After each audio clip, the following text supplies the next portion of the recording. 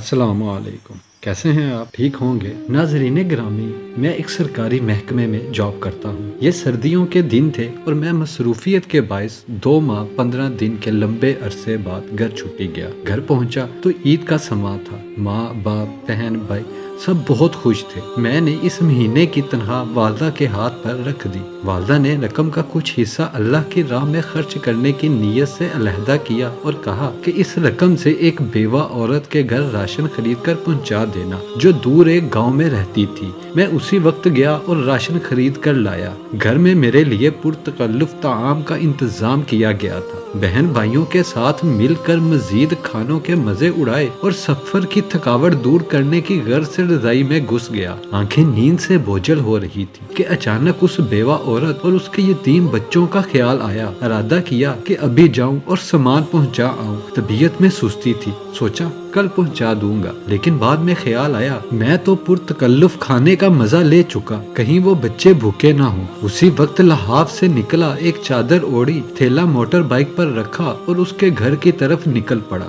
شدید سردی تھی، دھند بھی زیادہ تھی۔ ایک دور گاؤں میں اس عورت کا گھر تھا۔ اس کا شوہر مزدوری کرتا تھا اور 4 بچے تھے۔ ایک ناگہاں حادثے میں شوہر کی موت ہو گئی اور اب اس کے یتیم بچوں پر دست شفقت رکھنے والا کوئی نہ تھا۔ قسمت بھی بہت ستم ظریف ہے۔ خیالات کا ایک سمندر لیے اس بیوہ عورت کے گھر کے باہر پہنچا۔ گھر کیا تھا بلکہ ایک ڈبہ تھا، ایک کمرہ، چھوٹا سا صحن اور ایک خمیدہ سی 4 دیواری تھی۔ دروازہ کھٹکھٹایا تو ایک 5 سالہ بچی باہر آئی جس کے چہرے پر پریشانی، خوف اور بھوک نمایاں تھی۔ میں اس کے چہرے کو تکے جا رہا تھا اور دل ہی دل میں دعا کر رہا تھا کہ اللہ کسی بچے پر ایسا وقت نہ لائے۔ اس بچی نے ایک پرانا سا جوڑا پہنا ہوا تھا اور شدید سردی میں ایک پھٹی پرانی جرسی پہنی ہوئی تھی۔ پاؤں برہنہ تھے اور وہ بھی اس سردی میں کہ پیروں کو جما کے رکھ دے۔ میں نے کچھ کہے سنے بغیر راشن والا تھیلا زمین پر رکھا۔ تھیلے کو دیکھتے ہی وہ بولی، کیا اس میں کھانے کا سامان ہے؟ یہ سننا تھا کہ میں حیران ہو گیا۔ ایک بار پھر اس نے یہی سوال دہرایا۔ میں نے مثبت انداز میں سر ہلایا۔ وہ بچی خوشی کے مارے چیختی چلاتی ماں کی طرف بھاگی اور یہ کہے جا رہی تھی،